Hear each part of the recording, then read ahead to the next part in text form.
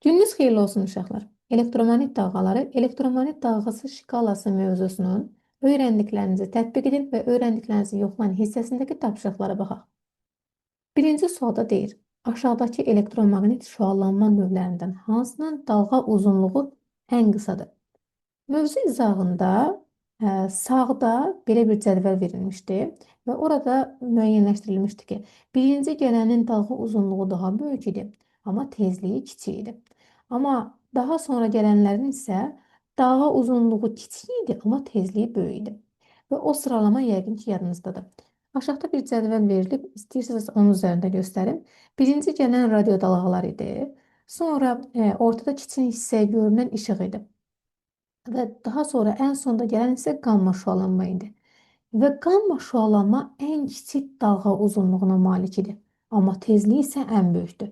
Yəni tezliklə dalğa uzunluğu bir-biri ilə əks idi. Bu fikri nəzərə alaraq bizdən soruşur ki, hansının dalğa uzunluğu ən qısadır? Ən qısa demək ki, sağ tərəfdə gələn ən qısa dalğadır, amma tezliyi ən böyük.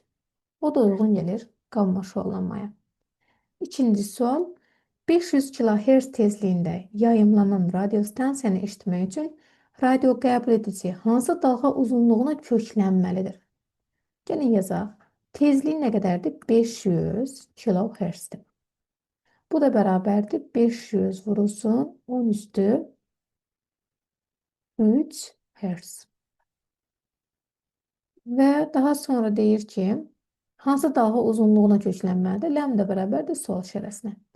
Və bilirik ki, uşaqlar, elektromaqnit dalğaları V bərabərdir 3 vurulsun 10-8 metr bölünsün saniyə sürətlə yayılır.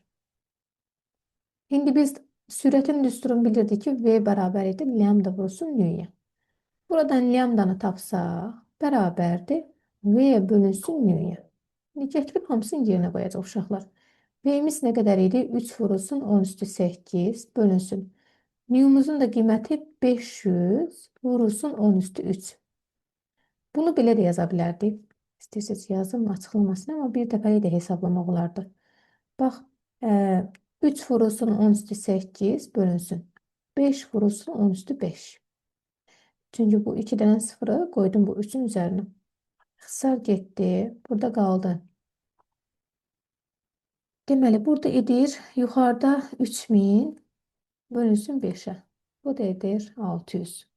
Demək ki, 600 metr dalğa uzunluğuna köklənməlidir uşaqlar. Öyrəndiklərinizi yoxlayın hissəsinə baxaq. Elektromaqnit dalğaları şkalası nəyi ifadə edir? Elektromaqnit dalğası şkalası elektromaqnit şkalasının dalğa uzunluğuna, tezliyinə və fotonun enerjisinə görə təsnif etmək üçün istifadə olunur. İkinci sual. Şəkildə elektromaqnit dalğa şkalası təsvir olunmuşdur. A, B, C suallarını bir-bir izah edək. Rəqəmlərdən hansı 1-5 elektromaqnit dalğalarının infraqırmızı diapazona uyğundur? İnfraqırmızı uşaqlar, yadınızda qalsın. Bax, görünən işığı yadınızda saxlasaz kifayətdir.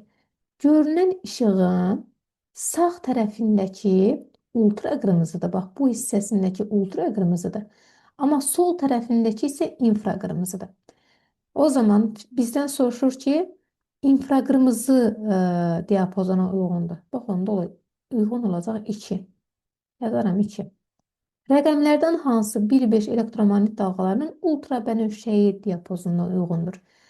Biz də demişdik ki, sağ tərəfdəki ultrabənövşəyidir. Bu da uyğun gəlir 3-ə.